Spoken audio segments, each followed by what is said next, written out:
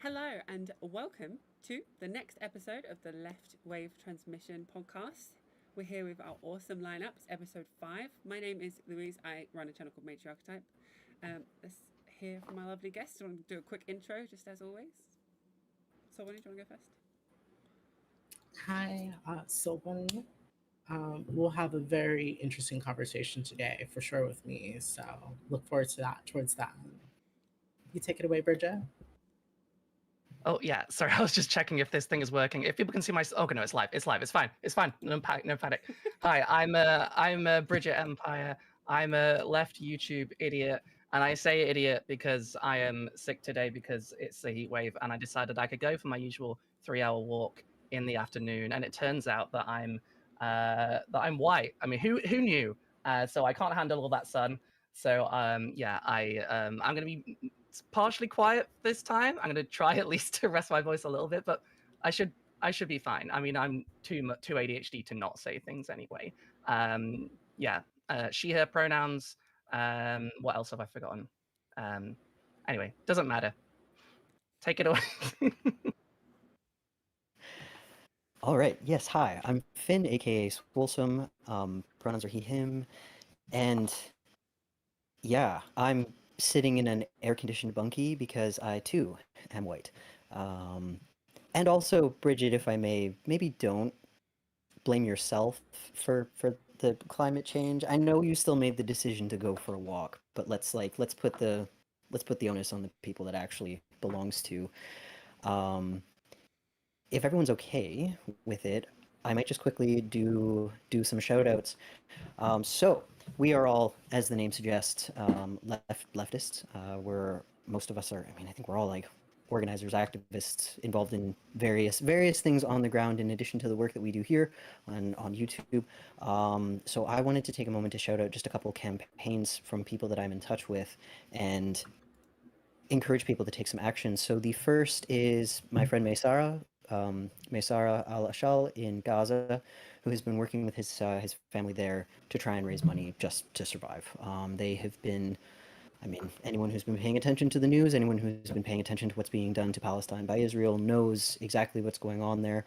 They have been raising money to try and evacuate, but those efforts have been shut down time and time and time again. So there are a couple things that I want to just quickly point out to people. When you look at Palestinian campaigns, it might look like they've raised a lot of money. I've noticed there's a tendency for people to engage with them by clicking and then be like, oh, okay, well, they've raised, like $30,000. Keep in mind that's been since the war started, right? For a lot of these people, that's looking at $30,000 for, say like a family of 9 over multiple years now in a war zone. Like, so even if it looks like they have succeeded in their campaigns, they need monthly support. So I want to really encourage people to engage with them. The next is Amani.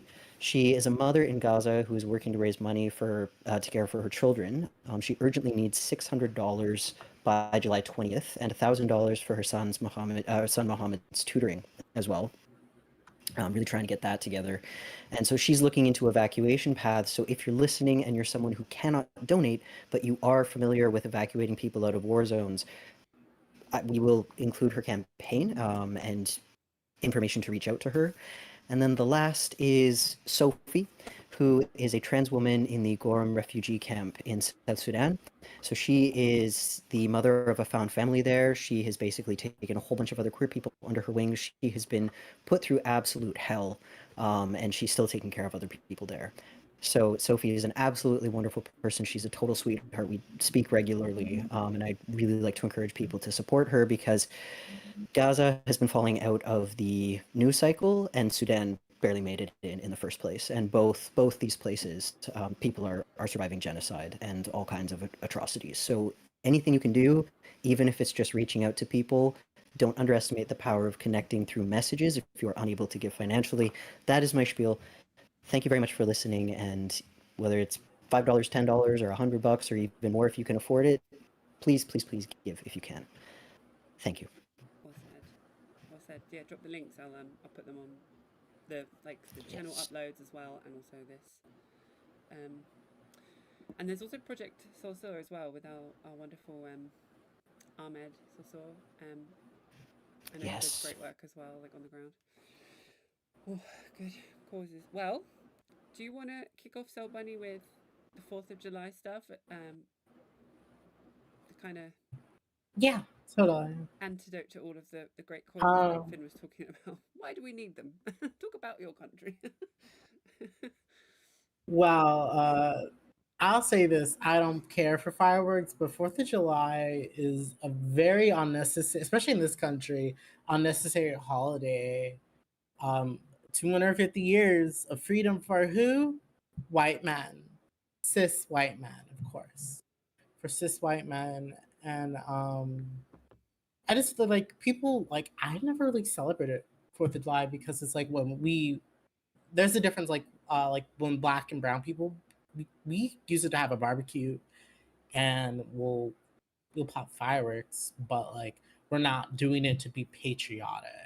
It's just more like a get together thing. But as I've gotten older, I've grown out of fireworks. But especially like being that I'm from OC, I was near Disneyland, I saw fireworks so much that I just literally I think that I'm more on this I'm in a position where I'm like, it's unnecessary. Like honestly, all the pollution that this does and heating and whatnot, but it's just like it really is our country that's up here toasting everybody up and they don't care. And I mean, there was a lot of places that was telling people not to, where it was like they made it illegal and people did it anyways. And forgot what one location, but it burnt a whole mountain, lit on fire that people would go on hikes for, and when it got all burnt up because someone didn't want to listen with, and they were using illegal fireworks at that. So, and this happens often, and people, so it's like that is some more pollution and carbon dioxide is being put out into the atmosphere with all these fires that are being caused by idiots. I mean, and so yeah, also like on 4th of July, you saw that photo of that black woman on the bus with all those white supremacists on that bus. Like, Crazy. so that like I'm adding that to my video. Like I have to like update that because that is like a wild one. Because what are the people that were in Charlottesville? That they're from the org that was birthed from Charlottesville. Those particular Nazis, um, Yeah. those white supremacists on the bus that's masked because you don't know who the fuck they are. These people, and the reason why they're masked is these people work jobs that taxpayers are paying for. We're paying for their checks. So they're hiding behind masks because they want to be able to do that shit and still have us have to pay their wages. Yeah. These People are people, scared. so yeah, that is the situation when you have these masked people who like the reality is like everything that would happen doesn't exist in a vacuum. That's why like I'm making this video about the alt-right Republican because it like literally this is it manifesting of these things that led to Charlottesville, that then now what Charlottesville itself is now a starting point that led to what is now happening. Yeah. So you know It's gross. it's Yeah. so connected. Sorry, I keep you gonna Yeah. say something, you go.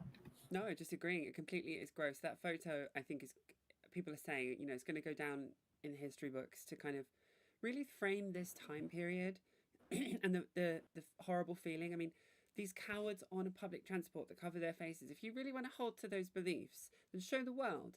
And why aren't they? Because they know what they're doing is hateful. They know it's unpopular.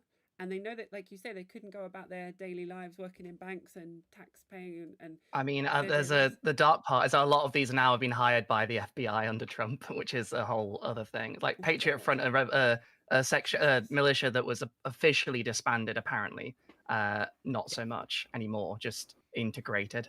Jesus. I always think Yep. as well, like, I always like to use the thing of like, these are extreme right, or alt right, you know, people. The extreme left as well is like, doesn't actually exist in the same paradigm. No one, like, to my understanding, to my knowledge, what is deemed as the far left is like a separate thing. Like, but like, you couldn't even get a group of what we know and define as like left wing communists. So like not hateful. No one's calling for people to be hurt. No one's calling for any harm to anyone. just wants like to cease the means of production, to end capitalism and the patriarchy, stuff like that. Those people couldn't walk along the street without Trump targeting them in some form. But you can get actual hate-filled neo-Nazis that are able to do this. Like my brain can't compute. Like someone make it make sense. Like I don't understand. Like why is that allowed? Why is that allowed generally? Like why are they allowed to I mean, do the that? simple answer is that actually the left is a threat to capital and the far right isn't, which is It upholds it. It's just Yeah, That it's is the answer. money. That is It's the the answer. money. That is exactly Always why the there's a money. reason that the police stand with their backs to the white supremacists at every counter protest. crazy. It's crazy. It's also like not to because it's one of those things that people need to take extremely seriously. And in addition to that, something that I want to highlight just to give people hope. First, the cold, sobering dose of historical reality, which is that the Confederates didn't go away, they just lost power. The Nazis didn't go away, they just lost power. Like, these people and these movements have always existed, and I think I've said it before, but I'm going to keep saying it, that Trump isn't president. Like, America's not like this because Trump is president. Trump is president because America was already like this. And I think that that is really important to remember when we're looking at this kind of thing.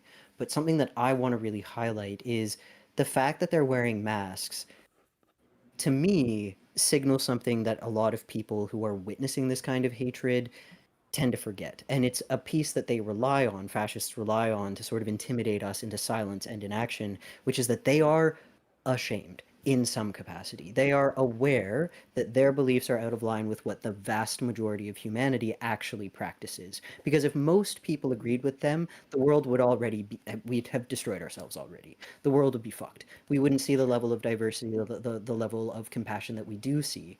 They are incredibly destructive, they're incredibly violent, they're incredibly dangerous, and they need to be taken seriously, but they are aware of the fact that people don't like them. People don't agree with them. They are not the majority. They just pretend that they are to try and intimidate the rest of us into silence. So if you're somebody who saw Patriot Front marching, you're seeing these white nationalist groups, keep in mind that they've always been there. This infection has been festering since America's inception.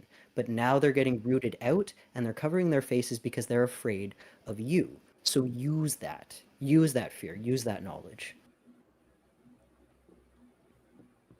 That's good to see. Good to hear. Actually, that's quite reassuring. I think I got told my audio is quite low as well. Let me know if that sounds better. But you were saying as well, so when you were talking about 4th of July, so what we come into this, like, I was having this discussion as well, like, because obviously in Japan you get like a little bit of a group of Americans, people, different countries all kind of pushed together. Like, we do not get taught in the UK. I mean, Bridget, you can maybe agree with this or not, but like, we don't really get taught about the 4th of July. It's not really like a serious thing for us. I'm only learning about it in like adulthood. Like, it's very I'm going to use a word that I don't quite know, which is probably not a good idea. Self-aggrandizing, is that the word? Like it's also such an American thing to celebrate that, and I mean, if you watch American TV, as most people do, you'll see it in The Simpsons or whatever, right? But I mean, there's a reason that Britain wouldn't tell you about the 4th of July. Yeah, true. That But makes also, sense. lost, No, yeah, I'm like- gonna say it's the most popular American holiday of all American holidays. But what I will say as a Black American and who's half Hispanic, the one that is wearing the American flags and shit and the hats and the whole American flag whole outfit and overalls, one of them white people doing that. They're the ones being patriotic about it. So it's always like, I feel like what it is, the best way to describe it is that everyone has like, people don't like, Black people don't give a damn. Most people just use it to have barbecues that aren't white. It's the white people that like make it a fiasco, they make a show out of it, and then they go and attack. What they would do, they would argue and attack people of color who weren't being patriotic in their eyes. So like this like harassment element of it, where you have people to being told, go back to your country, go back where you came from. I mean, a lot of us were being American born. We're being told to go back to Africa. Terrible. Because I will say as well, Louise, that sorry. They'll keep going. So I was going to say as well, like this is sort of being transported over to the UK now because everyone's watched so much American stuff that they're trying to basically now make St. George's Day this, and this will be happening while you've been away, Louise. Is really, really. I mean, a lot of the right has just been completely Yankified. Like they really import the culture war issues from America, and now they're trying to make St. George's Day, which is the patron saint of England, if people that don't know, into this sort of thing where people are wearing like giant England flag hats, which the England flag is a dog whistle over here, just in case people don't know, unless it's football season. It's a dog whistle.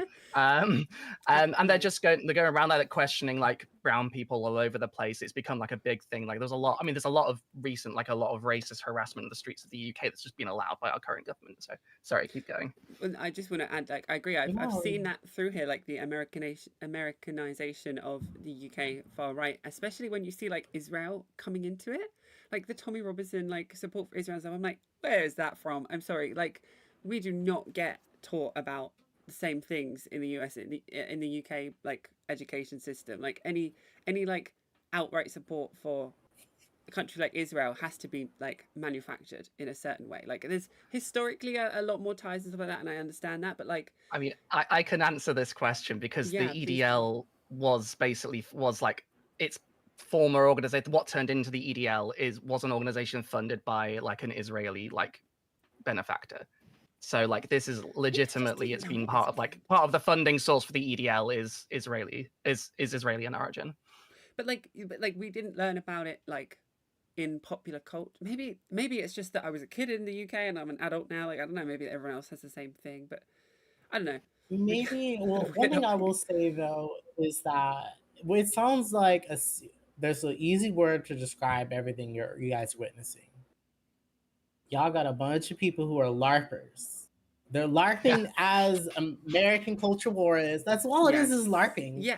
So they took LARPing to the as far as they could take it, and that's, to me, that's crazy. Like that is literally what it is. It's just LARPing. As sucky as much as it sucks for me to minimize it, you're describing LARPing. Like these people are LARPers who have been LARPing, listening to too much American media, too much right-wing culture bullshit. I think what it was, and it still goes back to the alt-right pipeline, it was the anti-SJW movement that you had people from back in like 2014 to 2018. I mean, really 2017, it kind of ended in 2017 over in America. It continued in 2018 and in Europe. So it kind of had more legs because that was going towards Brexit, which all these same creators and bigots were pushing for, encouraging people. But once that kind of content came out, what happened is that Europe's their Islamophobia was imported to American politics. That made people talk about LARPing about the issues that was happening in Europe with all the what they call the migrant crisis. So it was like a culture exchange of LARPing, where they were LARPing that to go push certain laws to get Muslim bans, like Trump's Day One. And then the British, who, I mean, it really wasn't that big until it became big. And once it was there, it was there. But certain figures like Sargon of Cod, I can't think of the other British ones, but Count Dankula and certain people, they were trying to, because they wanted to get some motion. I mean, you got also the Canadians too, Lem LARPing motherfuckers. We got a lot of, they got a lot of Canadian ones. Oh, the Lord, the LARPing. It's LARPing competitions. They be saying oppression Olympics. It's LARPing Olympics. So they're LARPing on other people's issues, countries' issues, and using it to booster their own culture wars. So that's kind of where it all comes to. Like, it's just these other people, Canadians, LARPing it about like pro-Trump Canada. But before Trump even got elected, like all these people, right-wing people, trying in Canada, like Lauren Southern, Steven Crowder. It took me years to figure out that he was not American. He's a Canadian. He's married to an American. That's why he live in Texas and whatnot. Not on a visa, but you know. He voiced the funniest part. The funniest part is Tom McDonald. Tom McDonald is the funniest one. The funniest LARPer of all time. Oh yeah. He is a LARPing king. He's Canadian. Well, like that's what I mean. Like it is like so embarrassing. We're in a LARPing hellhole. Okay, this is all because people don't have personality. People don't have individuality. People don't have fucking skills, and they would rather LARP to us to fucking hell. Throw our world to hell in a handbasket because they want to make a quick buck LARPing because it's profitable to LARP. This is it is at the point, because that's what I mean. Like, these people got the politics from the alt-right pipeline, and then they went. It's not just that, but they taught them the rhetoric. They gave them the blueprint. They gave them all the blueprints. These YouTubers is what they want to be. They want to be cool. They want to know how to, like, because it was the start of the first time it was politicalization of fandom, weaponizing their fandoms to make political moves that were harming feminists, women of color, trans people, etc. Everyone that wasn't a cis white man. These politics had it's poison, and it's gotten to the point where you're seeing them LARPing to the furthest degree with, like, the equivalent of 4th of July there. And I'm seeing so much British stuff come to my timeline. It wasn't this bad before. I saw the progression because I always kept a cursory glance. But it really is like, y'all, like, some of them is so sad, but it's the only way they get views. People are doing what is getting them money, and we live in an attention economy that is so immersed into our everyday life and politics that this type of behavior is encouraged more so than ever when they have the recipe. These anti-CWs that, like, don't want to fucking apologize and still want to have whitewash and water down their movement that they helped create, gave them the motherfucking Thanksgiving fucking recipe, the best colonizer Thanksgiving recipe they could. And now, because of that recipe is out there, we're in a hellscape of that. And people are using that recipe to LARP and get what they can get and fuck all everyone else. And I'm sorry that I sound so intense, but I'm, like, been working in such a deep video, and it's like everything keeps tying back to this thing that where I was a fucking minor and had no fucking say over it. I was in high school. And these, I don't want to hate, but it's not all millennials, but if you see millennial men, these white millennial men that put us here where we're at. Sorry. It's an intense situation. It's right. I was going to say, it's completely valid. Don't apologize for. You're right. I mean, it does all come back to the same things, and it's like there is this powerlessness that comes with the understanding of the situation. I completely agree. I completely get it. Chat, remember to like the stream. I'm going to post some links that Finn sent in a minute to there. Once I figure out how to open the chat without ending the stream for me, I'll do it. I'll email it to myself. And so it'll be like 2 minutes. But maybe we could, speaking of intense situations, talk about the elephant in the room. You join this too. I know you want to. There's some things I know you can speak on from what I, like, threw down. And there was a lot there, but I definitely want to hear you chime in. The main thing is the stream healthy. Everyone okay? Chat. Let me know if the stream's okay. Audio's all good. I feel like I might be zoning in and out and the thing, but yeah. Should we talk about the main thing? Should we talk about the Yes. Yes. Yeah. Before we do, Finn? Can you pick up on what I talked about? I want you to, like, chime in a little bit because I know there's something you can say on that. Yeah, absolutely, on millennial white men putting us in this position. Again, it goes back to what Bridget was saying. It's serving capital. Like, there's a reason why, as soon as these guys, what you were talking about, that it's profitable to put themselves on that side, to, like, spread those ideas, to sort of generate that, the hate-fueled attention. That one of the things that really frustrates me about it is these guys are also out there pushing this idea that, like, men are specifically in a loneliness epidemic. And yes, but so is everyone. Everyone's in a loneliness epidemic. And this isn't to say that it's not more difficult for men in a lot of ways, because, patriarchy teaches men to completely withdraw and not engage and not have community. And in a very strange way, I'm going to word this as carefully as I can because I don't want to make it sound like oppression is a privilege. But the shared experience of resistance is something that men can unite on. So racialized men, queer men, men who have some kind of identity that is in opposition to this system that's oppressing them, have the opportunity to connect with each other and sort of feed that emptiness that pushes them to engage in hateful rhetoric that rewards them within the pre-existing system in the first place. Am I making sense? I'm going to finish this thought, I promise, but it's okay. So I think that for a lot of these guys, like the cis het, in some cases, het white men who are engaging in this behavior and really creating these very hateful spaces and are doing it specifically for profit, I almost wonder if there's this part of them that has completely given up on having a sense of identity, camaraderie, and community outside of the oppressive system that they live in. And they are oppressed by it too. Patriarchy is oppressive. Class politics are deeply oppressive, but they're oppressed and also positioned to achieve the most power under that system. So rather than unite themselves with people who don't have the option of getting out and finding real solidarity, they keep trying to reach that peak. They keep trying to scale that mountain, not understanding that prosperity is in the valley. Prosperity is off the fucking mountain entirely. And the capitalists, the ones who actually hold all the power, the, 1%, are going to be standing up there rolling boulders at them the entire time, regardless of how well they suck their dicks. But they just, I don't know, they just keep clawing their way up these hills with their mouths open. And I just don't understand it. But that, I think, segues into into the elephant in the room, because I think getting down to it, they often struggle. The men who do this, the men who, the guys who largely put us in this position, they don't have the ability to identify with or empathize with anyone who is not exactly like them. And that's the problem.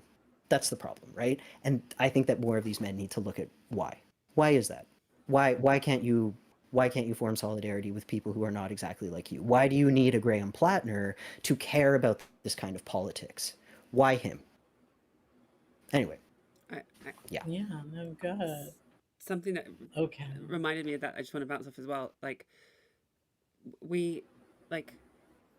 Patriarchy is upholding itself by installing the same notions of patriarchy, right? And so I don't know, I was brought up on most protagonists in films being a young white boy, most protagonists in games being some form of the hero is a young white boy, and variations of that are harshly criticized, or they're playing on a trope, but then they're still centering the trope technically. Like if you have a young, black girl as a protagonist, but you aim it as we're going against the grain, you're still centering white people technically, even if you're counteracting it per se, and there's still so many things that you get this entire generation of white cis het men, like you say, that are just by default so used to considering themselves the center of the universe that when that is threatened in any way, they see that as taking away from what is the status quo, rather than having to face the fact that it's almost like the Truman Show. I don't know if anyone knows the film. So you've been set up to think that you're the center of the bloody world, and you're not, and that's actually so harmful. And to get you there, people have had to die and everything. That the idea of that being taken away feels like inequality to them. Not getting free access to women's bodies feels like a loneliness epidemic. I have someone in my family that I had a huge discussion about, gender equality, and I said, talk to me about why men R-word women, which is why I'm segueing into this. And the first thing outside of their mouth was, but what about men? Men are lonely. If that's your response to talking about what happens to women is men's feelings, then this is the problem. Men are too centered in this world. So sorry, I had to just so many things that you said that really struck, and again, bouncing off Soul Bunny's thing. I know Soul Bunny's, you're so in on it with the gaming industry and anti-SJW stuff that I completely agree. So let's talk about then the Graham Platner situation. Anyone new to the podcast, we did cover Graham Platner briefly in another episode, and we voiced our briefly in an hour. Yeah. That brief hour talking about this one fucking guy.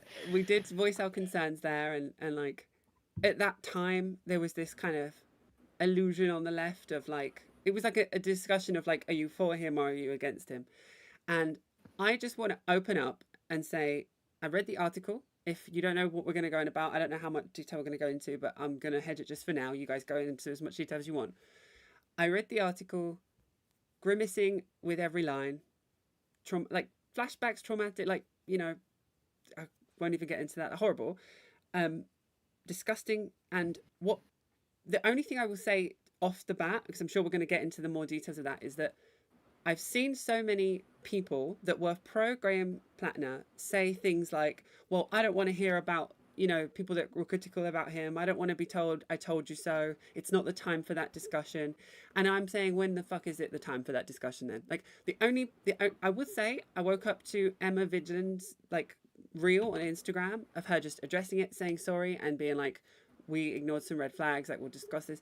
Like, I think that is the absolute least. I think there should be actually there should be damage control done for platforming this guy. And the last thing I just want to see is a bunch of people being like, well, I don't want to be told I was wrong. That's not helpful. It's like, well, I think people deserve way less. I don't know. That's my opening 2 cents. We're wrong. Yeah, literally. Sorry to jump in. There's a thing in the chat actually that I want to just quickly address, from Ula Mule. Is that how you say your username? Just said, we cannot keep saying they are acting against their own best interests. No, their best interests are male superiority. Their best interests are white superiority. I definitely hear that, and I think you're right. I think we can talk about two things at the same time, and I think it's really important to touch on that. Under this current system, yes, it is in their best interest. But when I say it's not in their best interest, what I'm pushing for there is the idea that capitalism is best, right? We know that if we decolonize our social systems, our minds, we know that human beings benefit from connection. We know that in different parts of the world, men show a lot of social health and wellness and connection that men under white supremacist capitalistic systems don't experience. And so when I say it's not in their best interest, it's because I think we need to step outside of that system and recognize that there are things outside of capitalistic, hierarchical, patriarchal systems in the first place. So it's more that, like, within the system, yeah, it's for sure in their best interest. But how do we get them out of it? How do we get them out of the system to something that is healthier for humanity more broadly, right? Sorry, just wanted to that would be helpful and it would be more helpful for them eventually as well, even if they can't see it right now. No, I agree. Exactly. Yeah, I agree. Yep. The psychic damage involved with still being in a male and white superiority based culture is still there, still bad, still negative. It's like, yeah. There's a reason Elon Musk is the most miserable human being on the face of the earth. Like, yeah, he's got a lot of money, he's got a lot of power, but that man is not happy. That is not a content person. He is deeply insecure. He is isolated. Everyone hates him. He is miserable. He is lonely.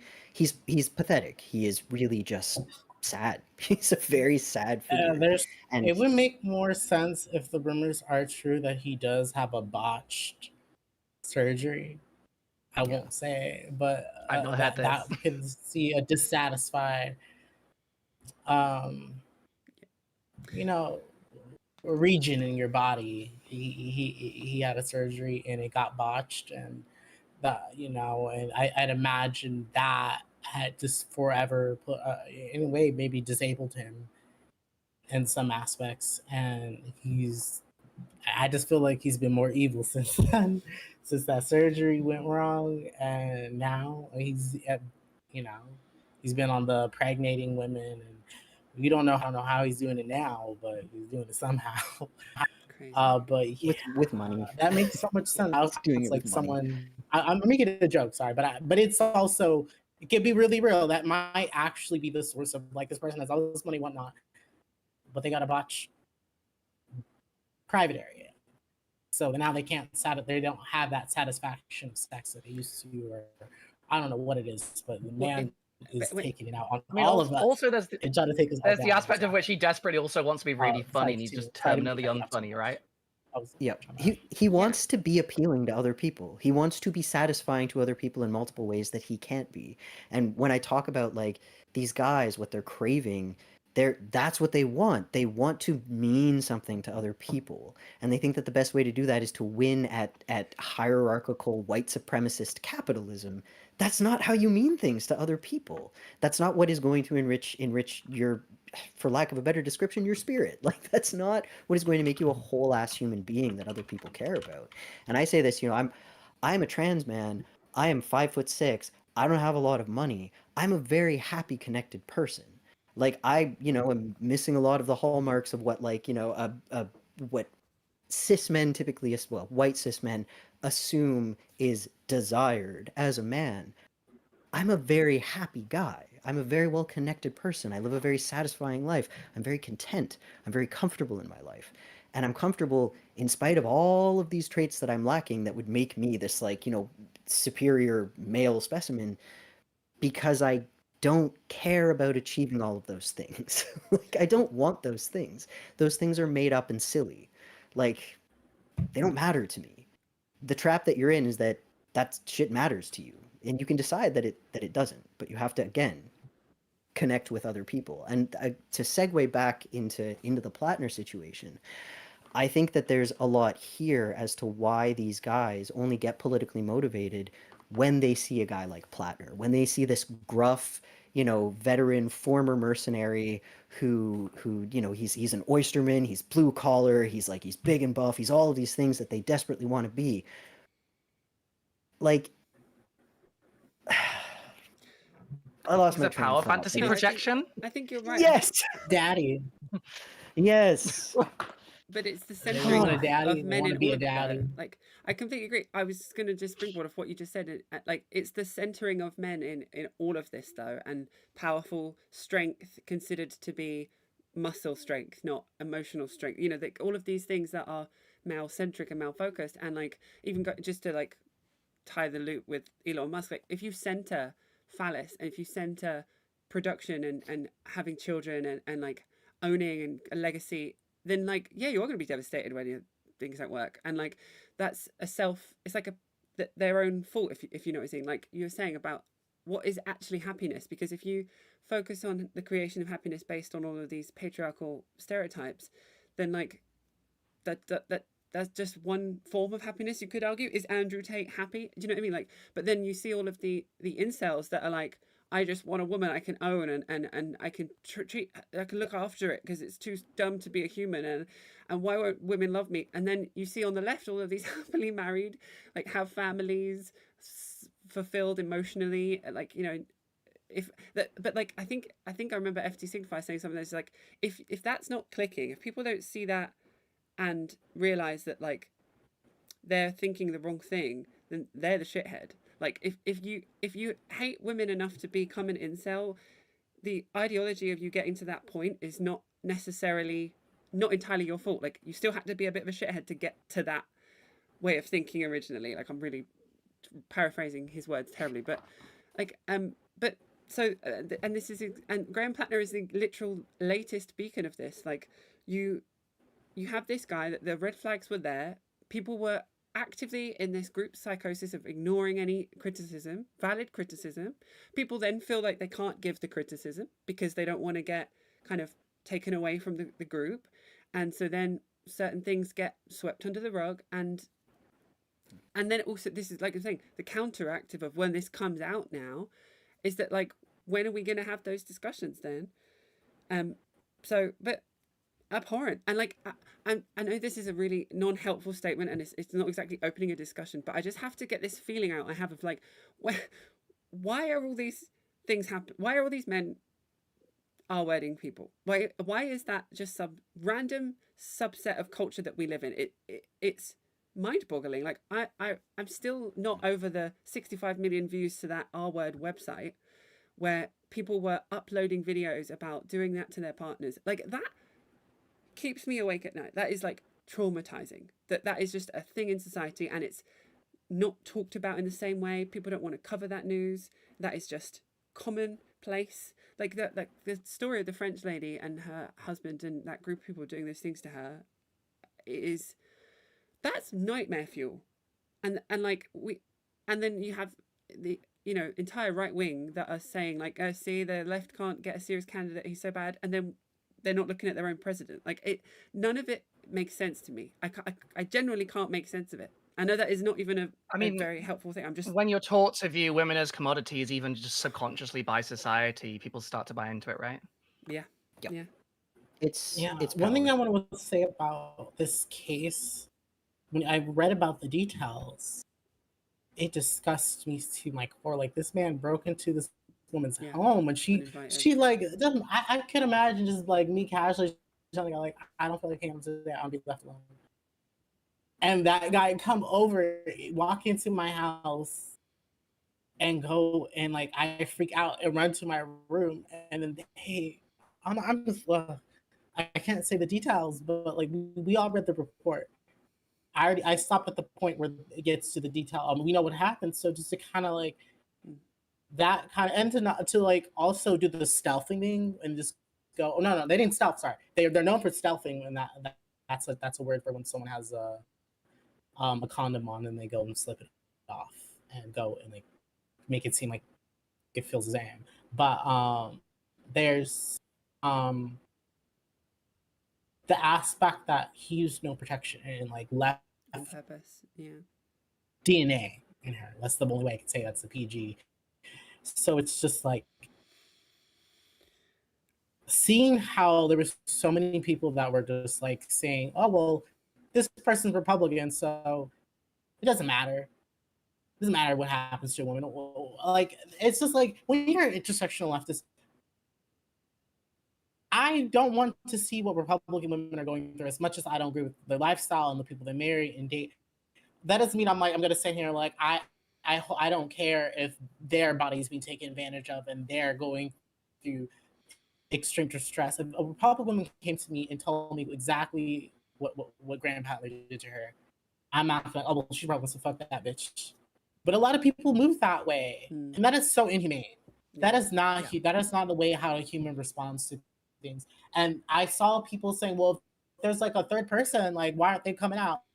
And the third person was said woman that came out recently. And she said that she would have came out with everyone else, but because she was so afraid, not afraid, but she was in this conflict of like her agreeing with his politics and not wanting to mess that up for him and her own feelings and her having to choose between her closure, her how she truly feels, and everyone else benefiting from him getting help, him being a candidate that brings in Medicare for all, etc., etc., etc. So, yeah, like, and you had people, and I won't say their names because I don't want to mix up who exactly said what, but I have a group of people in my head that all were running for defense on him. But it is disgusting that in this whole case, this woman was always there and always wanting to go there, but she had to. She chose to make that decision of because, and for finally her speaking out, and I'm so glad. But I'm so glad people are finally like waking up, but like at what cost? Like you went and like broke bridges. You unfollowed a lot of people that were speaking up. You guys harassed. You had your fans. You weren't telling your fans not to. White left just showed us that like because of my point is that BreadTube, its existence was to radicalize alt-right people who fell down the pipeline, and it shows that all they like these people have changed in some ways.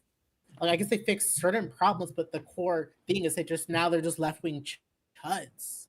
We have a left-wing chud problem because these people haven't really sat with like themselves about like racism and misogyny and whatnot. How did they got to that place? They don't truly. They just learned the right buzzwords. They learned, but that's why we still have a problem among leftist men being sex pests and predatory and doing and still dealing with certain things among leftist men. It's because they haven't unpacked their male privilege and their white privilege, and just kind of like that's why you have certain people who exist in the space who have platforms, who have credible things that they've done things and still be able to have a platform and people to exist in that. I won't say names, but we know who we're talking about. So those people are the same people. It's not just them, but I mean that's the same reason why like a Graham Platner couldn't exist and gain platform, gain energy, because these people see themselves in him. They see like, oh, this person's used to have a Nazi, used to be a racist. I used to say bigoted things back in 2016, 2015, 2016, 2017. So people can change. So they kept using, oh, well, I've changed. People, so that was like the biggest momentum, was people that were defending him. We're talking about that. Well, people can change all this shit, and it goes back to the alt-right platform, because that is their participation. They participated in, and so because of their own guilt and their, like, they weren't able to call it out, because they would have to call themselves out. Because that was the biggest premise of that. But that is what it is. It is these people who fell down the pipeline or gave grievances to people they shouldn't have, or to causes that they shouldn't give to. And so because they participated, they're not in a position where they feel like they can go and have that foresight, like people of color, trans people, women, etc., or even men, cis men who did that work. They can't spot that, because they live in this conundrum of, well, they can change, I change, and people who haven't really changed, who are using Gamergate tactics, which is dogpiling, brigading, silencing, against other leftists. I think so much of this. I want you to pick up on it. Oh, sorry. So no, I was saying you pick up on it. Completely, yes. Hard yes. Like, completely agree with everything that you're saying there. And, what Bridget was saying about commodification, I think that's like one huge important piece of this. I also think that another really important piece is the way people are just like, there's a lot of this weird credential culture that people have for some reason, and they like to see, well, because capitalism, that they view similarity to them is obviously a safety thing. Like, they feel safe, they see themselves in this person who overcame bigotry. I'm really abusing the air quotes today, I'm sorry, but this person who apparently overcame bigotry, they latch on to them because they want to believe that narrative. But I also think that there's something going on there with, like, oh, they're qualified to lead America as it's tumbling into this overt alt-right fascist state of being. This person is qualified to then deal with that problem.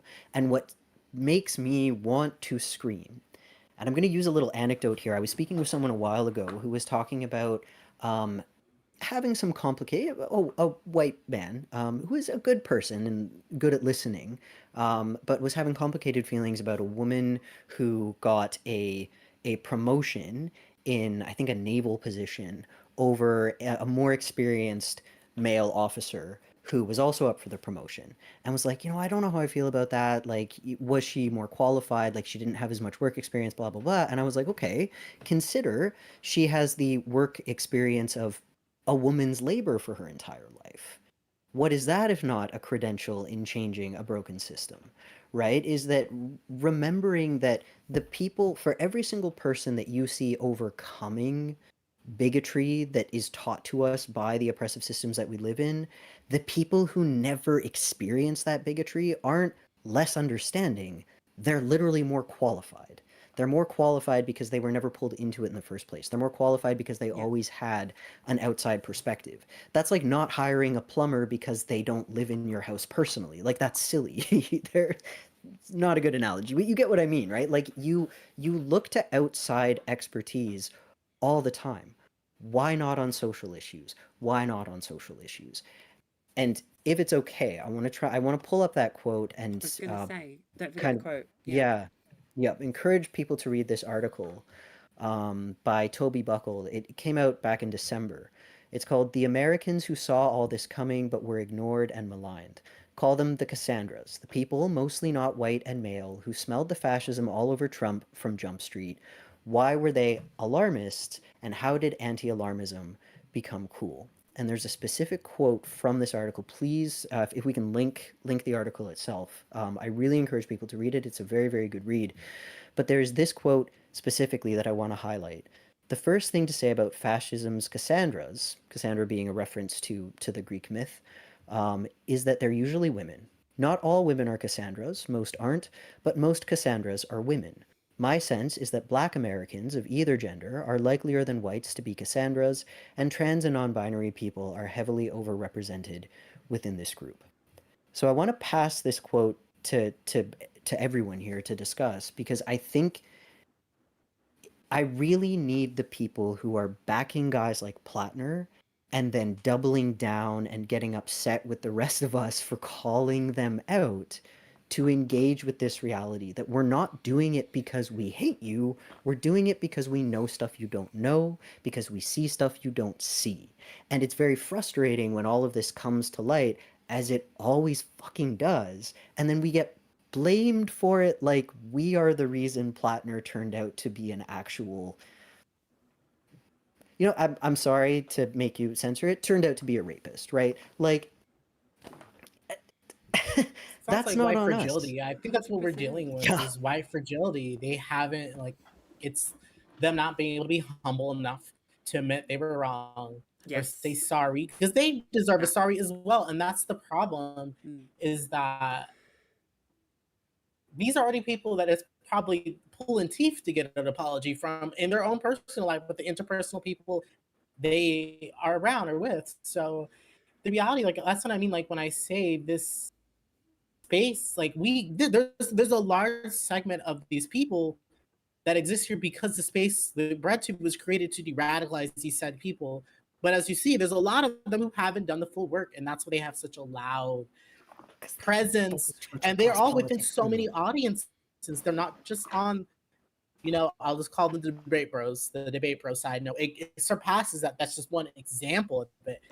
And they're all on the people that were pushing it. They're watching the Kyle Kalinskis, the Emma Goodman, who went and downplayed a woman's what she experienced. I'll just use it that word.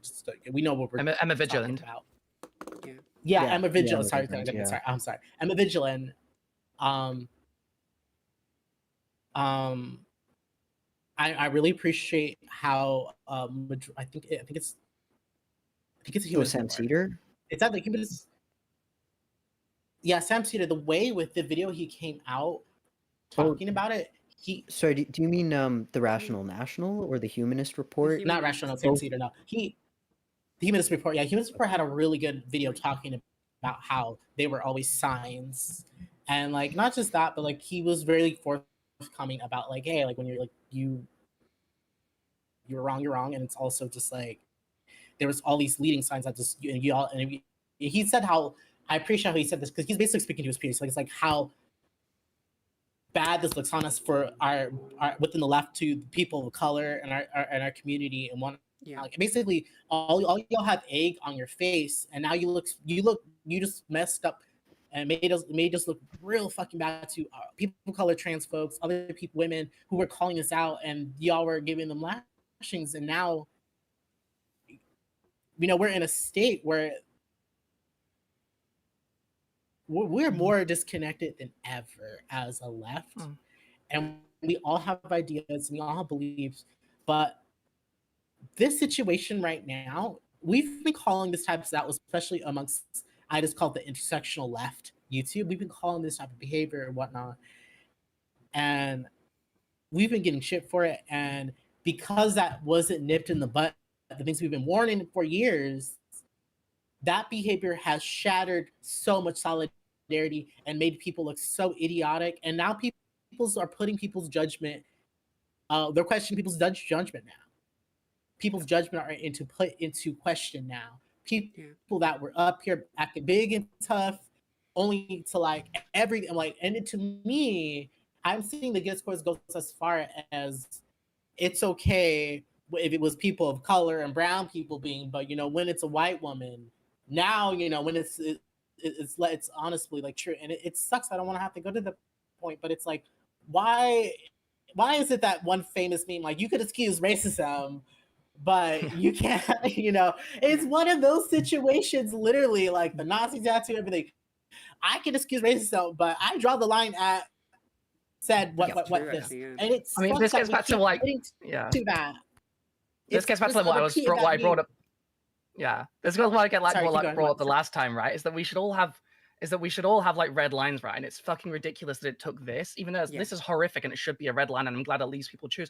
But how was there no red line for you before? Like, this man had more red flags than like a military parade in China. Like, this is just It's crazy. Like the 3 tours in Iraq. So that's already a load of brown people. Apparently you don't care about that. Whatever. Yeah. Blackwater, being a guard at Abu Ghraib, saying it was the best time of his life. You know, the Nazi tattoo, and then like the other He said allegation black people that came don't up. tip as well.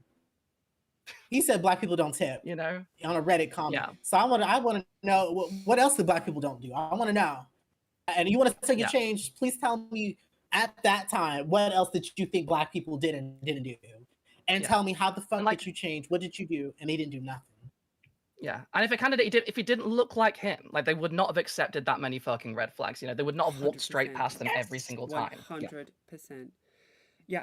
And it's his embodiment of that privilege that got him as far as he did. And like you say, like a part of me, this is the actual true, like maybe being too like open, but like a part of me saw the backlash to this happening and was somewhat surprised. Not that like we should be, this is of course, you should be out of the public scene forever. But what surprised me was like, why suddenly now it's like the train is a train and everyone has to be on board, whether that train is going forward or backwards. And now everyone is jumping ship. And we're getting well, not everyone. Oh really? Who's not? TYT is still very much like they're victim blaming her. They're saying it's a smear campaign.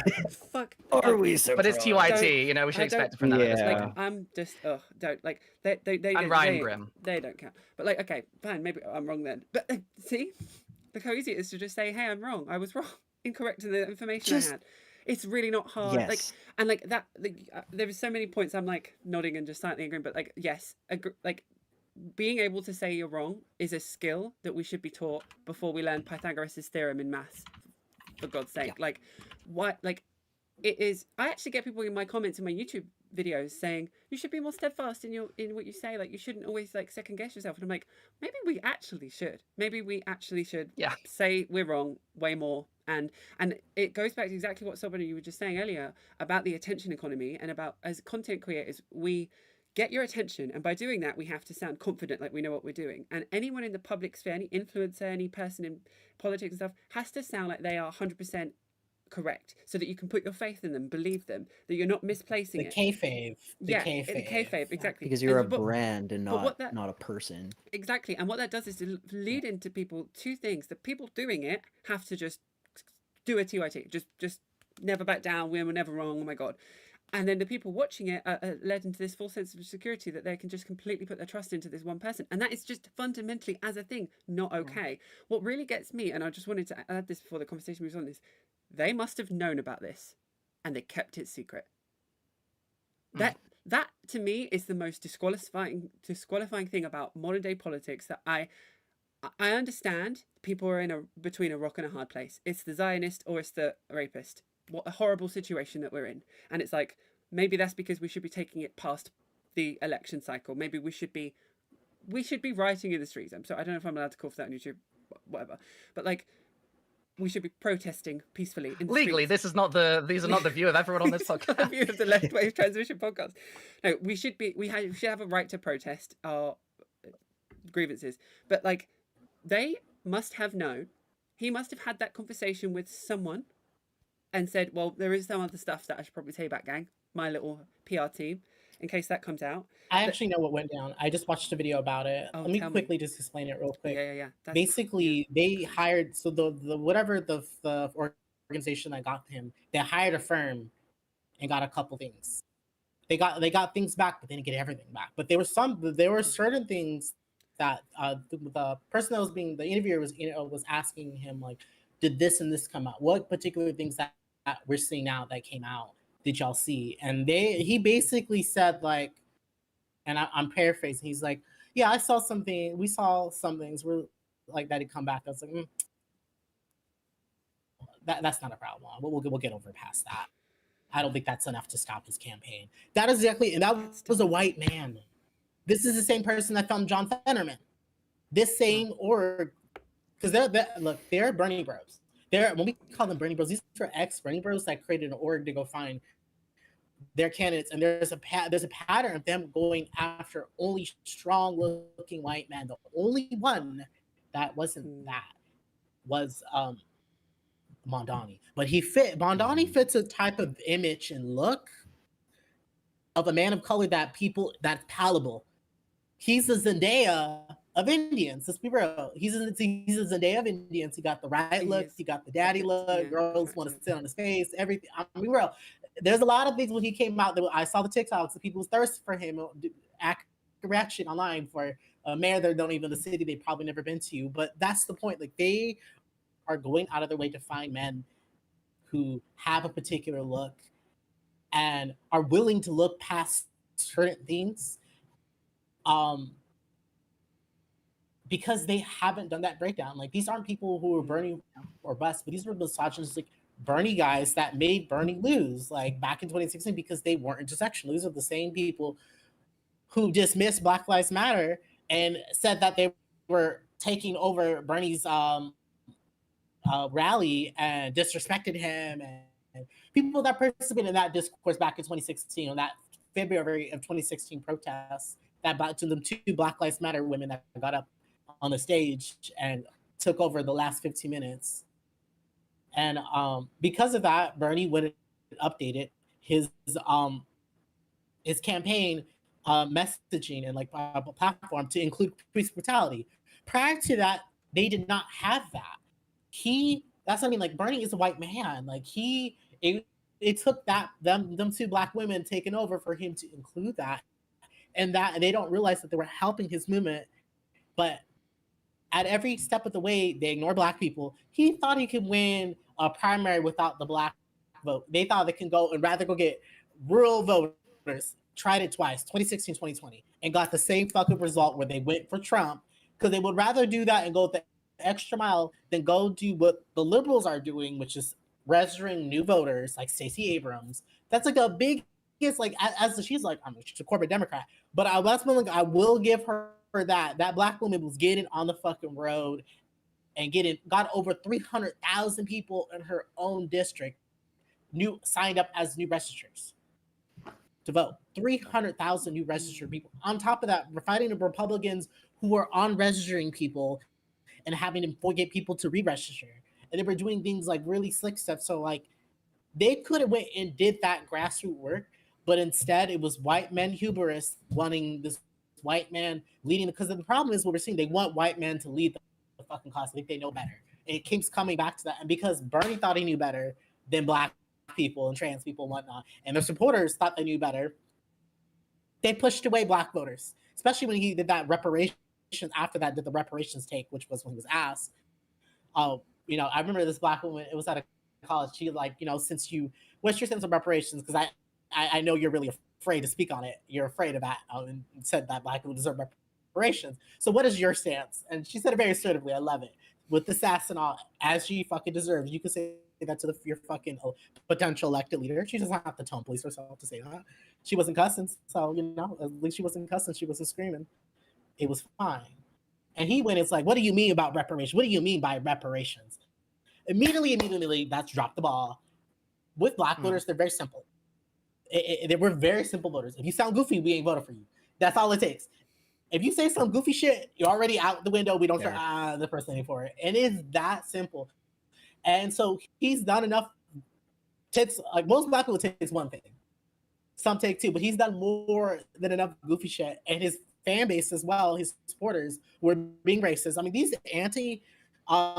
anti-SJWs were Bernie bros. Chris Reagan, Sean Head, all these other people who identified as liberals were Bernie's bros, who were pushing the racism, were like the faces of the alt-right pipeline. The people getting people in it, like the gateway people getting you started. So like, that's what we're seeing. We're still seeing that product of Bernie bros who did not grow, who don't elevate, are moving an org and getting people put forward. And they know there's enough of an audience of white Americans, white leftists, who are going to overlook that because they also were edgy. I mean, that's why we had that IDubbbz conversation, was because of like the edgy culture shit. We're still fucking being harmed by it till this day. And people, that's why they're so quick to like bring him in, because all these people were already edgy back then, and they're happy to have their old edgelord now be part of the left, so they can like comfortably watch him and comfortably bring him in and comfortably have them on topics. Like, we're still dealing with the same edgy people, still wanting to show their edginess still through their candidates and their politics and push it back, but they might not say the edgy things they used to say, but they'll go show symptoms of being an ex edgelord.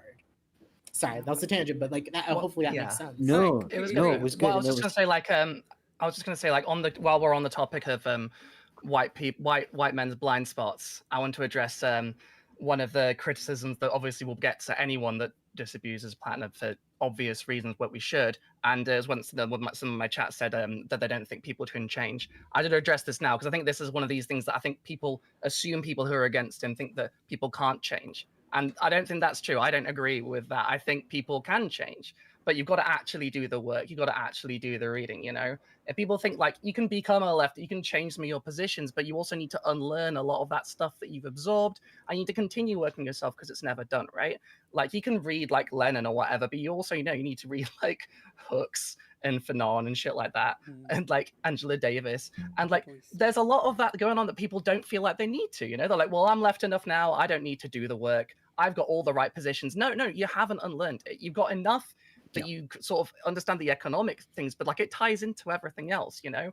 I think this is another one of these big problems where like they're coming in and they're like, well, I've changed. Like through like Kyle Kalinske wasn't like super left before. And you come in and be like, oh, well, I know what's good now. And this guy, his vibes seem really good to me. So obviously this is, but like if you had that knowledge, you'd be looking at things and thinking, wait, why am I being okay with this and that and this and that? Which would be red flags to like most people who have like a sense of danger when they see like who can see like they don't look at a white man with like massive muscles who've been in the military and immediately default to like the hero worship that a lot of white male Americans go into with the military. And especially I say this especially with Americans because I feel like the military worship is fucking weird. But like maybe it's other places too, but like that is deeply bizarre and it's like a real blind spot. And I think you know that if you think you're over it, you're not going to question it, right? Finn has to go in 5 minutes, so let's give Finn the last 5 minutes at least on the floor before they have to get going. I'm going to make sure you have your say. I'm trying to keep you on time. Thank you.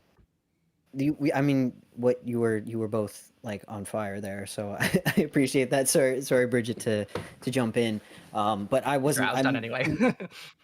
Not even going to say anything that's particularly different from what you're saying, but just to kind of summarize the reason that you know the Shuan head types. That all of these predominantly cis white men, but a lot of women as well, white women as well, can only see people like Platner in positions of power in a way that is real and tangible and gets them fired up and gets them motivated and moving is because of that association with whiteness and power to them. So they don't want to look at the connections between white power. They don't want to look at the fact that part of them believe in white power. And to just what you were saying, Bridget, there's this tendency for white people in particular to start educating themselves, particularly white people who were formerly bigoted, like who had that, you know, like edgelord phase that Soul Bunny was talking about, to begin to educate themselves on Marxism, to begin to educate themselves on politics, to begin to educate themselves on the class struggle, because it's the struggle that is most personal to them. But if you're not unpacking the other hierarchies, you are not actually targeting oppression. You are not resisting the systems that put some people above others. You might tackle class division, but you're going to create a new social system where other people are still oppressed. White supremacy is a racial hierarchy. Patriarchy is a gender and sexual hierarchy. If you are not looking at those things, you are not actually unpacking those attitudes. And so for me, the big deal breaker with Graham Platner was just the fact that he so clearly had not unpacked like colonial attitudes, white supremacy, like imperialism. Like he just hadn't done any of the work in these areas at all. And that was the deal breaker for me. And to bring it like way back to when we were talking about where the line is for people, like being a rapist is a pretty clear line for me. Like that's a very clear line, but he had already crossed the line. He had very clearly already crossed the line. And I want to remind people, particularly, you know, like white folks who are listening in, who are, you know, like maybe we're backing him, who struggle with this kind of thing, recognizing that you're giving certain people more space than others. Why? If you notice that you are, like, for example, this whole situation, I have already seen many people who backed Platner being more upset about the minoritized people who pointed it out and have said, we fucking tried to tell you, than they are about the fact that he is literally a rapist and a war criminal. He gets way more space to be way more awful. Yep. Why? Why do you give him so much space? So look at where you draw your lines around people, ask where those lines come from, and then acknowledge that you have the power to change them. Because for me, like I agree with what Bridget was saying, people can absolutely change.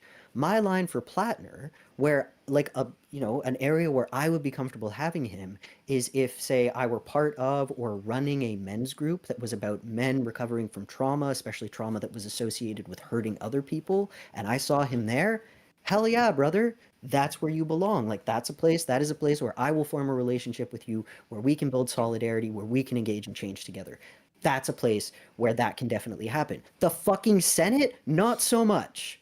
Not so much. Like, look at your lines. Look at your lines and choose where you put them and ask where the impulses are coming from. Because I can almost guarantee you that if you grew up in this incredibly oppressive, hierarchical society, they are coming from lessons that you learned about who is better based on virtue of identity. And to top it all off, the fact that these people are complaining at everyone else, particularly racialized women, about identity politics is just another way that they have created yet another form of oppression within systems of movement.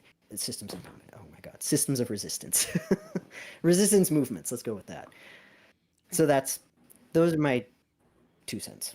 I completely agree. Well I said. think That it's was so good. this halo effect on him that it is like it ties into the pretty privilege of it as well, or the perceived pretty privilege of people of his likeness. And I think somebody nailed it on the head when she said, like, people that have come from the right to the left, they see themselves in him and they want to justify the fact that maybe they haven't done all the work so they can project that onto him, because they're like, well, maybe he's not perfect, but maybe I'm not perfect, so it's like maybe everything's perfect. But what I want to just add it before we go is like, what to me is really clear is, especially bringing in what Bridget said about like who has actually done the work and who hasn't, is that if you've come to this radicalization to the left and you've kind of literally become woke with the original word of it, you've unlearned a bunch of shit through just online discourse, or you've just done like some form of, like you say, studies into economics or politics and stuff alone, then you have chosen that. And I think the cis het white men that do so have an entirely different lived experience than someone that is forced into the understanding of those systems being innately flawed and that patriarchy is flawed through their identity. And like, again, when you have a trans woman of color, the intersectionality of how different their life is going to be, how people treat them. And I think that they are not the same. You do not get to the same place. And I could, even as a white woman who transitioned, seeing how the world literally treated me differently when I was male or expressed male to now, the same people, different interactions, the same situations, different interactions. I could get a fucking job just by putting my fucking white name on a CV and applying for it, and well underqualified, and I'd walk into it. And then, as in like my corporate girly boss era, I'm watching people get hired under me with more money, and I'm being told by my bosses, well, you can probably not get any higher because you're a woman and there are no other female managers. I lived that experience. It was different for me, and I had one of the easiest versions of it as a white girl in the world.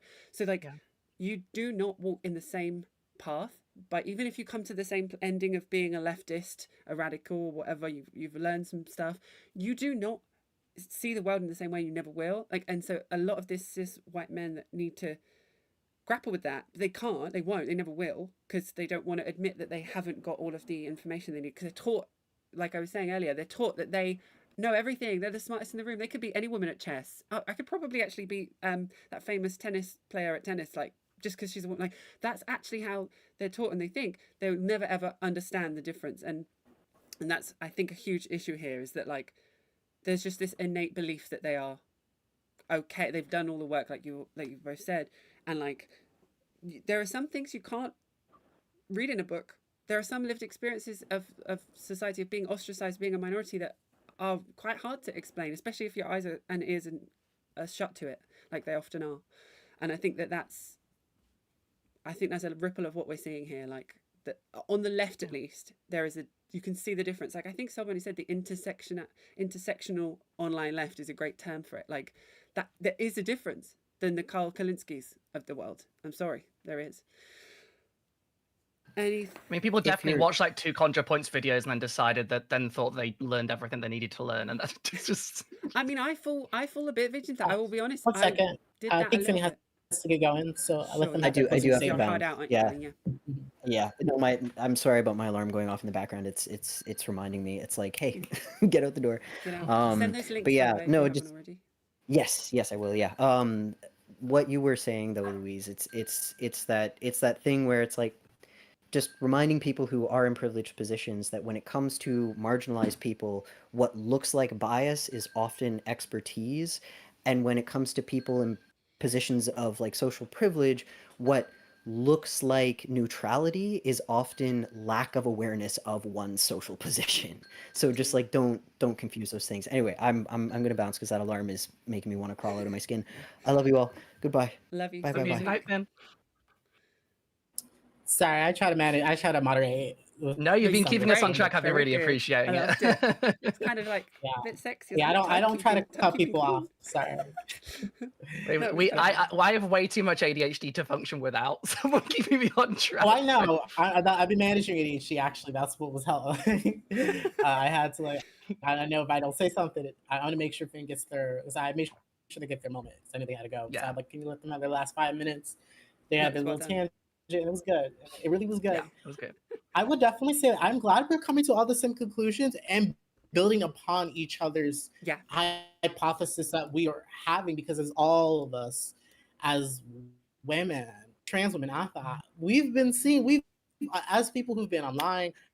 I mean, I know, Luis, you're a little you came to things a little later than us because you weren't like there for like the Gamergate or even the whole like anti-Shinobi wave. You were probably closer to Brexit was when you probably Brexit was my first moment. hit the things. Yeah, so it really was. I made a good assumption. Okay, that was an educated guess. Pretty good when you see like a British person who's like half of it's just like, oh no, this is because of Brexit. And but like as I was connecting that the whole thing was like when you're talking about LARPers, it was initially American. I mean, well, we had our own shit going on anyways. It was the Gamergate thing. That's what had the British people LARPing, going in on that. I mean, also Anita Sarkeesian. That's where Sargon created his channel because of that. So there was certain internet chuds, the original chuds of the internet, as I would call. I'm calling in my video because it's chud behavior. Because like I can use the language of today to describe the past, and that's really all it was—a bunch of fucking chuds. But we had he was the chud, a chudling at the time, so he became the chud prince to chud king. So, Sargon went and him and his lackeys helped create representation for more LARPers. He was the LARPer king. He was such a fucking terminally aligned person that when I was going through his internet archive, and it was just like each download was just a different day. It was so fucking long to get through each year. This guy was uploading 3 videos a week at times, 3 to 4 videos. This man was just constantly like, what would that? I can imagine what that would do to your head. So this person was given the LARP in American news to a British audience that eventually grew into American audience. It was like, and his whole effect has definitely helped. I'm not saying Sargon alone helped bring Brexit to the British young man, but I'm saying like he was one of the dominoes that helped bring it to fruition. And because there was a lot of copycats of Sargon, and so that's really when you get into things, when you get the copycats, it becomes a trend, it becomes a phenomenon, it became something that the attention economy and people trying to make money on this, and that's how you get into, especially once American were LARPing on Islamophobia. That's when the British like, oh, I know all about that. I can get on. Let me hop into this conversation. We know. So that's what kind of where it became. They were LARPing on, so it was a unity thing. So it wasn't that it was entirely just American, but there was a certain point where it was symbiotic. I can't say it properly. Symbiotic, where they were feeding off of each other. It's bullshit. So it was racism from there being brought up just as ours was going up. So because white nationalism was going up all over at the same time.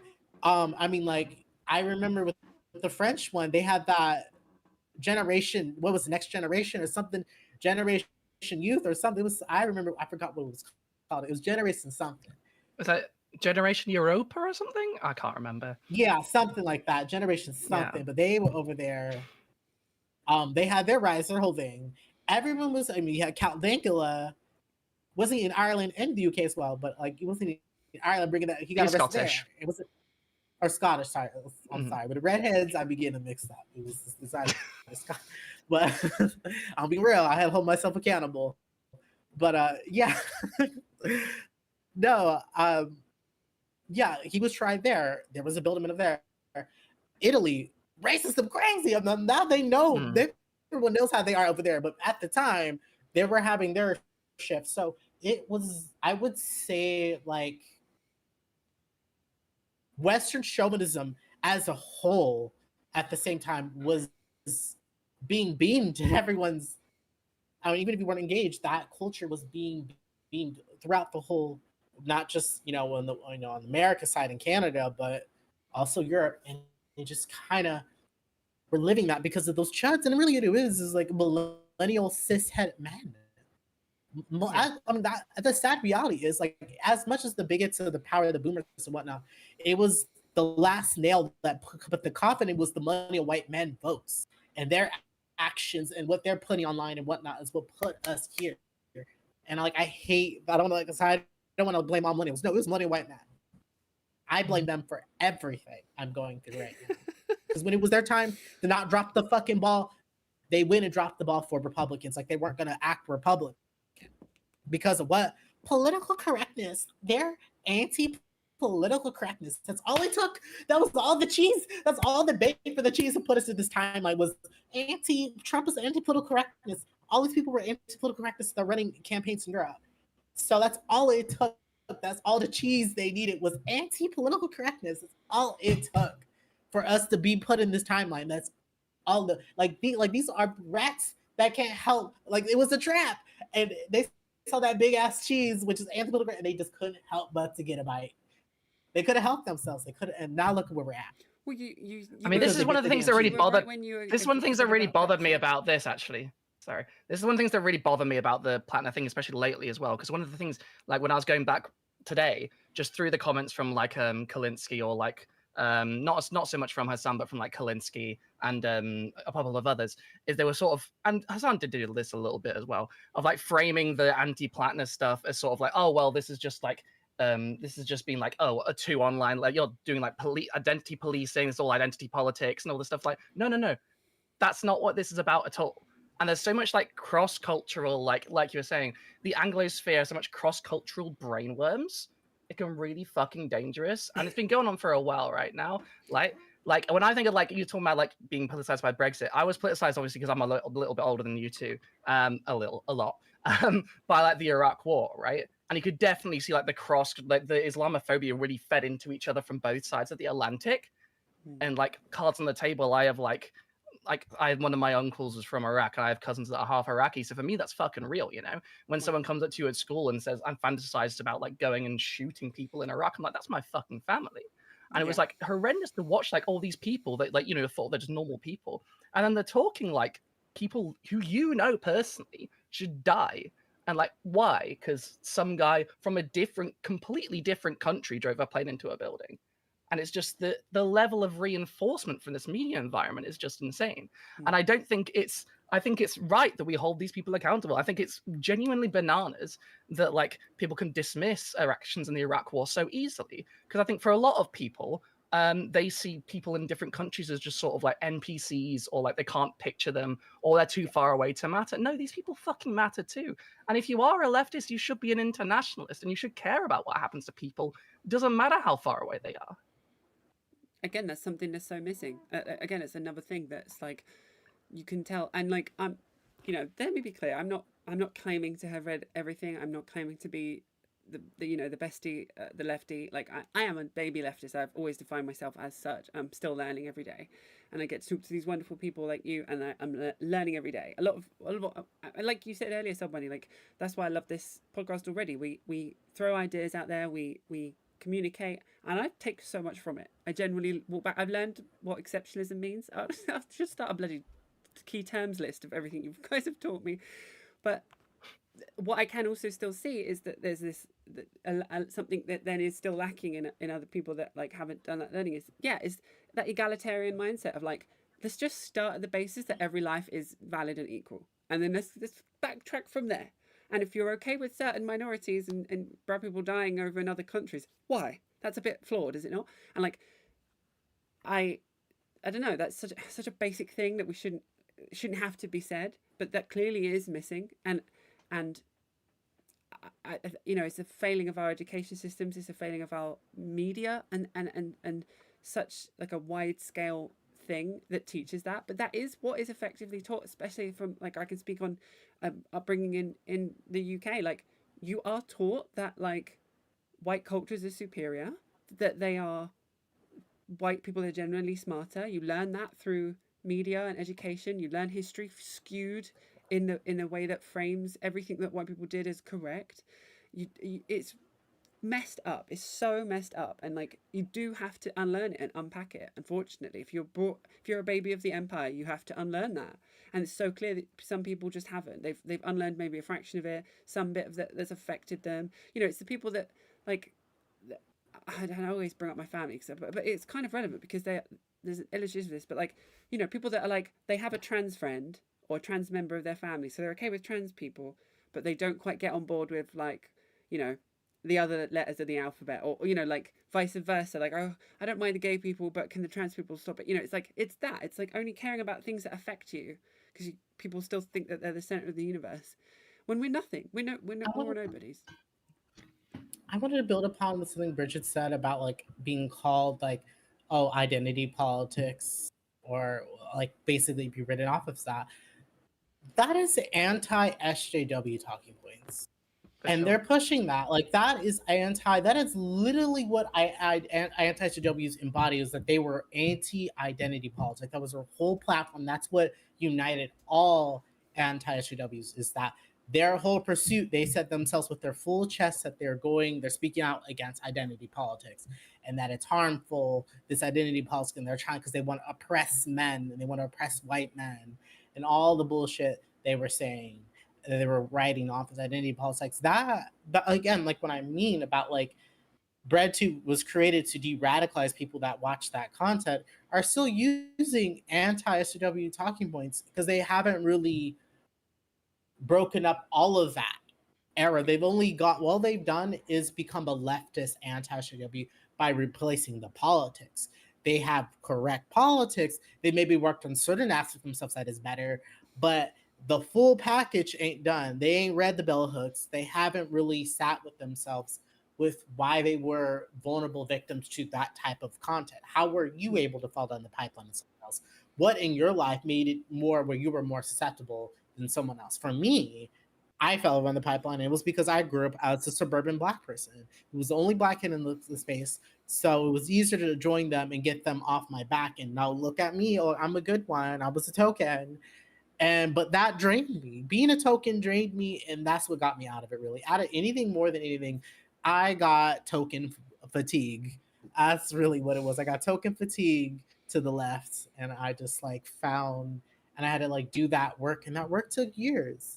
That work I was doing, it took at least a couple years minimum to even get to the point where I was able to confidently call myself a leftist and not sit here and just like quickly throw a label the second I watched my first Angela Davis video, you know, interview or whatnot. But I did that work, and so when I see people so quickly, especially white men, say they've changed and grown, and I look at my own journey, how it took years of unlearning and whatnot, and I'm like, wait, you ain't doing that. You have done a fraction of the shit that I've done for me, and I'm not even white. Well, So, but that's so common. Sorry, keep go No, join in, I Louise. just wanted to add, sorry, just say, and that's the difference about going into something not expecting to have all the answers and knowing everything. And that is, I think, this wall that we're coming up against. Like, it sounds like you went through a similar thing, but like if you go into society like with some humbleness of like, hey, maybe I don't know everything, maybe I'm not right about everything, you can completely see the world in a different way, and be allowed, and like open up to the unlearning of things, and like not go in so blind to just believe that you know everything, which I think so many of the demographic we're talking about, they do. They are forced to, you know. And you could argue the bell hooks thing about psychic damage is the first thing they have to do themselves. Like, they are taught to be confident and to not back down and to never say that they were wrong, and that's technically not their fault. And so it's a whole big cycle of upholding the patriarchy that I get is the issue. I even think, like, and not to get too meta, but like, I even think the education system that is just designed to prepare people to work in the capitalist hellscape, you're designed to it's, I know this is so weird, I can't voice it, but like, it's education focused, is intellectual, like intellectualism, like as in like having the right answer is considered putting you higher up in the hierarchy, which is not necessarily the only way we could run a society. I mean, I'm not fleshing this out, maybe there is a word for this as well that pre-exists, but like, we don't have to all You're right be about right the all the education. time, you know. Sorry, keep going. No, please, no, yeah. Yeah, you're not wrong about the education thing at all. I think the problem that we have to sit with is that it was designed to be that way, Yeah. and leftism is the only way we're going to get it. And the reality is, we're fighting an uphill battle where, Yeah. despite, yes, it's education, we're going to have to overcome that. We have no choice but to, because they set it up to where the only way to make it is to overcome poverty, Yeah. and lack of education, or working with the education you're offered publicly and getting where you can get with that. I mean, I consider that a privileged upbringing to be able to go to a K to 12 schools in suburbia. Yeah. You know, I had access to great education. That's the reason why I'm able to talk the way I do. When I'm serious, I can joke around too, but I can really, you know, when I tap in, I mean, that's why I have the OC accent in here, because I went to an OC, Orange County suburban. I'm emphasizing it, but like, I've had access to that, and the reality is, not everyone had access, and it sucks. And it's so, we're fighting. I mean, I think that's really what we have to do as leftists, is find a way to educate the mass, because that's the reality. Is we want the education to get better, but the only way is to get candidates in, and the only way to get candidates in is to educate the mass to be able to be educated enough to have an educated vote.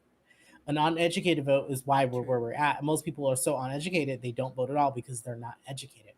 And it's not just our jobs, it's so many other ways, but as creators, like, that is really what our goal is. This isn't to go have a mansion and a house. This is, we care about the cause, and we may not, we want to elevate these conversations, because these are necessary, because at the end of the day, I mean, that's why, like I said, for me, like, this video, I'm taking my time, and I'm glad. I just got some news about it, where like my hard drive that I was going to that had my old data on it, my old interviews and everything, um it would cost $3,000 to get the data recovered, and I said, fuck that, bye. And I'm glad, so now I can move on. But I'm It's a shame, man.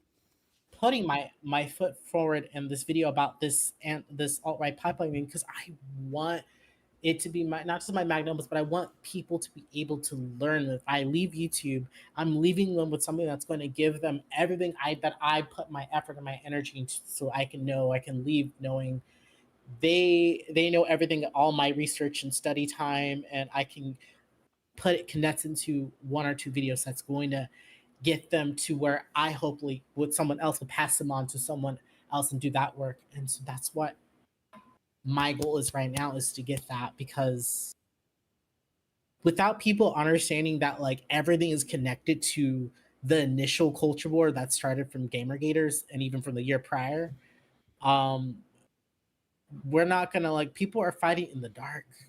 So many people, so many Americans, British, UK, they're fighting in the dark because they're not online. And it sucks. I don't want to be, but you know, but because we were online, and some of us who learned later after the fact, we learned why. We learned where this came from, and that there are so many people who are internet illiterate, and we need to give them that literacy, because without that literacy, they're missing pieces to the puzzle. And to have the, to put together the full puzzle, you need all the pieces. and you know, a lot of people, we understand the political aspect of it, but there's aspects of the internet literacy to be able to understand how some of the political things that happen. And so to end that, because I have to keep going, but I'm getting picked up, but in a couple minutes. But I want to say that is something like we need to put emphasis on, and I think that's what our goal is, and that's why it's worth the harassment for me, because as long as more people are going to be internet illiterate, I'm happy to put together my thesis that the reason why we live in this hellscape with all these extreme grifters, where why do we have all these grifters everywhere? Why do we have these type of these politics? I would go with like politics, the positions right now. This crazy is why do we have Graham Platners? You know, it all goes back to this. One thing I would just And end on though, like you're saying though, yeah. like what it does teach us, if I could find a silver lining in this fucking shit show that is the Graham Platner situation, it has made me feel a bit more confident to hold my beliefs steadfast, even if some of the greats in internet leftist spaces are not saying the same thing. It made me realize like let's all just actually really stick to our guns then, because no pun intended, Graham, because we all called it out, and like part of me was like, oh wow, there seems to be this discourse. Maybe I'm, especially as someone that's kind of new to the space, I'm like, maybe there's some stuff I don't know, maybe there's, again, going into it with a bit of humbleness, but like, no, let's just actually just say what we think, and if we're wrong in the time now, like then let it be, because it will be gratified later, like, and you know, and that goes into your YouTube stuff, Sobani, and everything that like you've gone through, but like you will get vindicated at some point, I'm sure, and like that's given me a little bit of confidence to like kind of call something out if it's icky, you know. Yeah, and if you're wrong, then it's an opportunity to learn, and you can do that work. I'm glad you said that as well, by the way, Sylvan, because I was about to say, like, about 10 minutes ago, I was like, I should probably head because my stomach is bad. So if we're all agreed that we're wrapping up soon, yeah, we're good. I'm going to end the stream now, just stick around to just sort out the admin. But thank you for sticking around to another episode of Left Wave Transmission. We're getting this podcast up and running now. We're pretty solidified, as solid and getting there. So we'll see you next week. It should usually be the day before today, but scheduling, sometimes it will be the day after. So, but keep an eye out and it will become more regular and build from there. But lovely to see you all in the chat. Sorry I didn't communicate as much, but I tried to. Have a good week, and I'll be working on a video soon. Some personal stuff going on, but I will release content at some point from my side. But to my chat, love you all so much. Take care of yourselves, and I will see you in the next one. I'm going to end my stream there, but